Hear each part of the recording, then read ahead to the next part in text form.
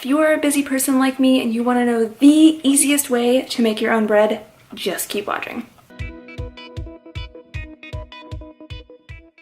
Hey there, it's Olivia. If you're new here or you haven't already, please give that subscribe button some love and make sure you turn on that little bell so you're notified when new videos go live. I am sorry if I just gave you the middle finger. So I'm starting this vlog at night, weirdly enough, because if you don't know already, bread, basically when you mix it together, it has to rise, so it needs some time. This recipe specifically needs 8 to 32 hours to rise, so honestly it's kind of perfect because what I do, I mix the ingredients together the night before. I just throw a towel over it. The recipe that I actually found on Pinterest, so I'm going to tell you who the recipe is from because I have to give credit where credit is due.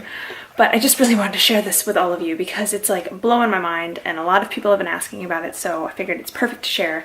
But it calls to cover it with plastic wrap in the bowl, but I don't like using and wasting plastic. I know you could reuse the same piece of plastic, but instead I actually just cover it with a towel. If you're gonna let it sit like longer, then the top of the dough will dry out a bit, but if you're not going to, if you're just gonna do it overnight, the towel is perfectly fine. So the website is it'salwaysautumn.com. So let's go ahead and mix the dough together, get that ready to sit overnight, and then in the morning I will finish the recipe. All right, so all you need, all the ingredients, there's only 4. White flour, salt, yeast, and water. Oh, hello. 3 cups of flour, half a teaspoon of yeast, teaspoon of salt, 1.5 cups of water, and a wooden spoon. All right, so you're really just mixing it enough.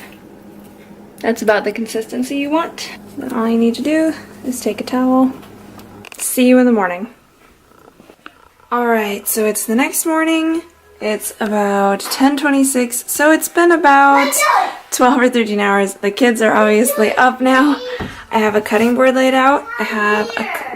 You don't really need like a specific amount of flour, but enough to coat the board and your hands. The dough has risen. I have a crock pot ready to go into the oven, and I have a spoon of coconut oil. You can use like a spray or something or vegetable oil or whatever. I just use coconut oil to coat the crock pot. So obviously I am still in my PJs this morning, got my robe on, that's just how we're rolling. But all we're gonna do is go ahead and flour the surface of this. We're gonna use a wooden spoon to take the dough out and scoop it onto here. Then we're gonna flour our hands and kind of pull up from the bottom. So if you like watch how I do it, it's not that hard. It looks a little like you need technique, but it's really not that hard. Just pull from the bottom, make sure your hands are still really floured. You'll see, but we're gonna grab it and then make sure the bottom's still floured good, flip it over, and I like to kind of hug it and tuck it underneath and then let it set for 30 minutes. Let's just get to it.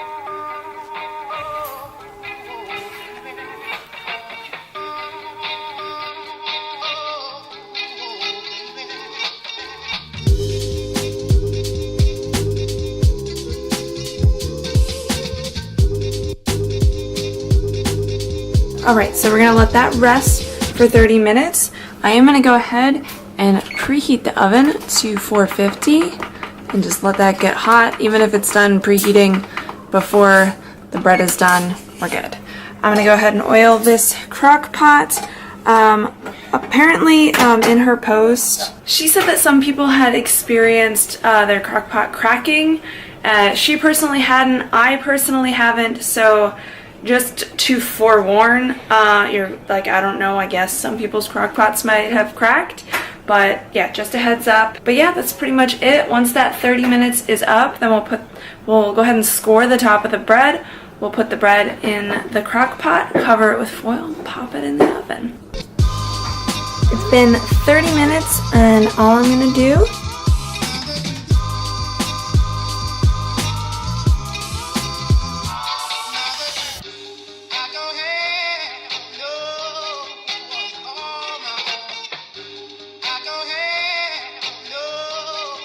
then we'll just set a timer for 20 minutes. Holy moly.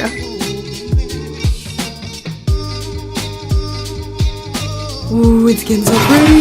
10 more minutes.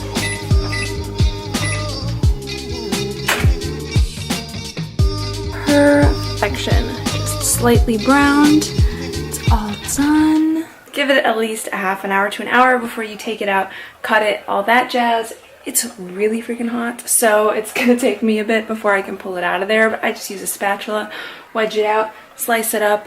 It is so good. I have used this bread for French toast, for sandwiches. I've also made a bread bowl with this, which was so good. It was a big hit at the party I went to. As far as storage for afterwards goes, if you don't cut it open, like last night I actually left a loaf just sitting out on the counter. It was perfectly fine. The inside was still super moist. You could freeze the whole loaf, and then when you take it out, you can sprinkle some water on it, pop it in the oven, and let it warm up, and it's just as good as fresh.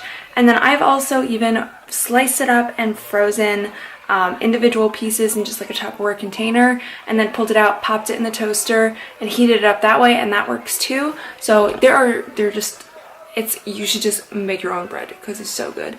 But I will leave it at that. Enjoy some fancy fun clips of this bread getting sliced and the steamy goodness. Oh my gosh.